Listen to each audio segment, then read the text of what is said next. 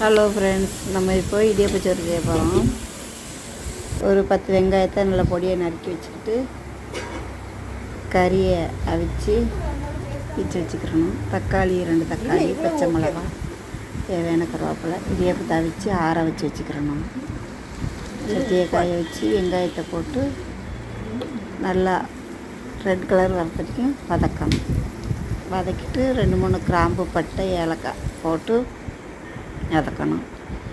நல்ல வெங்காயம் வதங்கி வந்துக்கிட்டு இருக்கும்போது 4 முட்டை உடச்சி நடுவால் ஊற்றி விட்டு அப்படியே கிளறி அந்த முட்டை வெங்காயம் அப்படியே பிரிஞ்சு வரணும் தனித்தனியாக. நல்லா கிளறி விட்டுட்டு அதுக்கப்புறம் கொஞ்சோண்டு இஞ்சி பூண்டு போட்டுக்கணும். போட்டு கிளறி விட்டுட்டு இருங்க. அதுக்கப்புறம்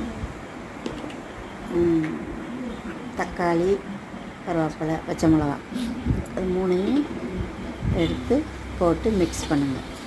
மிக்ஸ் பண்ணி கிண்டி விட்டு அடுப்பு சிம்மில் வச்சு கொஞ்சம் நேரம் வைங்க. அப்புறம் கொஞ்சோண்டு மஞ்சத்தூள், தேவையான அளவு உப்பு, மிளகாத்தூள் இதெல்லாம் போட்டுக்கோங்க.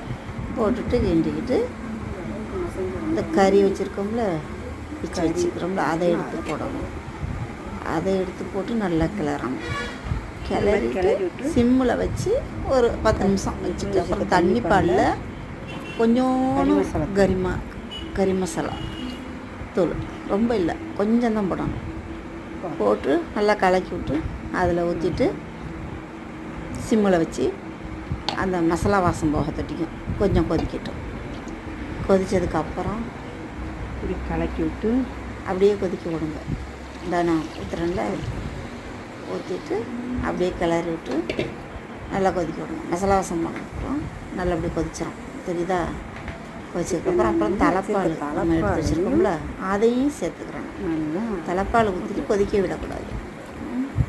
ஒரு கிளறி விட்டுட்டு இந்த பிச்சு வச்சுருக்கோம்ல இடியாப்பம், இடியாப்பத்தை ரொம்ப பொடிசாக பிக்கக்கூடாது. ஒரு இடியாப்பத்தை 4ஆக பிச்சுக்கிறோம். 4ஆக பிச்சுக்கிட்டு அதில் என்ன பண்ணணும், அந்த இடியாப்பத்தை அப்படியே போட்டு கிளறணும். கிளறி விட்டு அப்படியே சிம்மில் வச்சுருந்து ஒரு 10 நிமிஷம் பிச்சு வச்சுருக்காங்க. ரெடியாக அள்ளி போடணும். இப்படி தான்.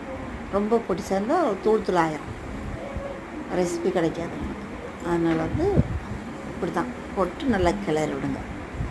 கிளறி விட்டு இந்த இதே போல் அழகாக வச்சுட்டிங்கன்னா ஒரு 10 நிமிஷம் கழிச்சு எடுத்து பார்த்தா இப்படி இருக்கும். சூப்பராக டேஸ்டான இடியாப்பச்சோறு ரெடி.